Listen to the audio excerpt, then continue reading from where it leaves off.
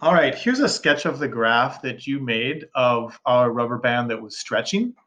And so you can see we have a line here, and the slope of that line for you was about 40 newtons per 1 meter. All right. And that slope actually has a name. It's called the spring constant. It tells you how stretchy, how much force it takes to stretch our rubber band. And so you can imagine that for um, other rubber bands, that line would look different. So I'm going to go ahead and I'm going to draw in for another rubber band. Maybe another rubber band would have given us a line that looked like this. And maybe the slope for that line would have been 20 newtons for 1 meter. That would have been a skinnier rubber band. It's a stretchier rubber band, easier to stretch. All right. And we want to come up then for an equation that works for any rubber band. And in fact, any spring, and remember, a spring can be anything. It can be one of those wire things that goes around in little circles. Um, so it could be that, but spring, a lot of things also act like springs. Like you could put a board as a bridge between two desks in our room and jump up and down on that board, and that board would bend, and it would very likely give you a line. If we were to measure how much it bent and then the force on it, it would very likely give you a line like this also. Of course, you know that there's a point where the rubber band would just break, so these lines don't go on forever. Okay, they end somewhere where we destroy whatever it is whatever is springy, whatever we're calling our spring. All right, but I'm going to write an equation for this line, a general equation.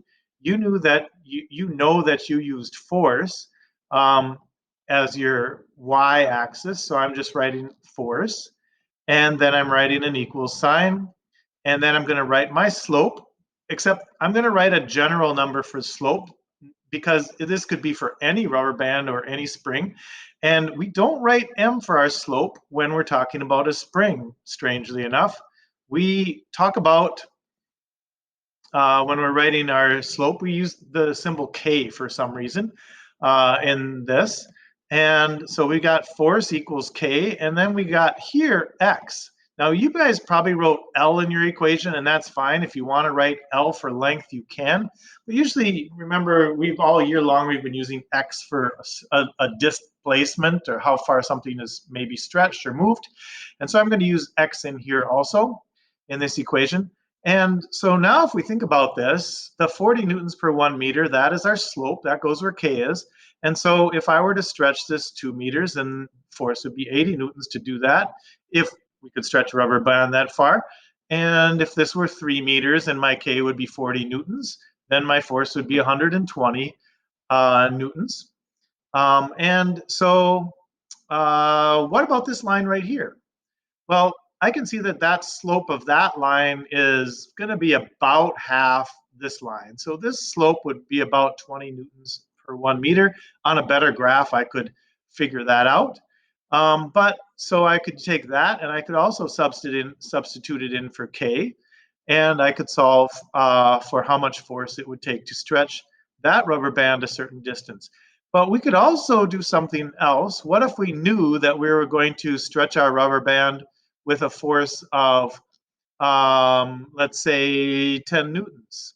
Then could we figure out how far it was going to move? Yes, we could. If we know our slope, we would just divide force by our slope, and we would be able to solve for x. So you can use this equation in more than one way. All right, so this law right here, this equation, is called Hooke's law. And usually it's written just slightly differently. And the reason it's written slightly differently is because the way I've written it here, it's actually talking about the force that I put on the rubber band. It's not telling you about how hard the rubber band was pulling back, right? But really, we're talking about the rubber band. So we know that the rubber band was pulling back with an equal and opposite force to however many quarters I put on there. So usually we put a negative sign in front of the K. That shows you how hard the rubber band was pushing back. Or pulling back. It was pulling in the opposite direction. Doesn't matter which way you use this equation. You can call K positive or you can call K negative, whichever way you want right now.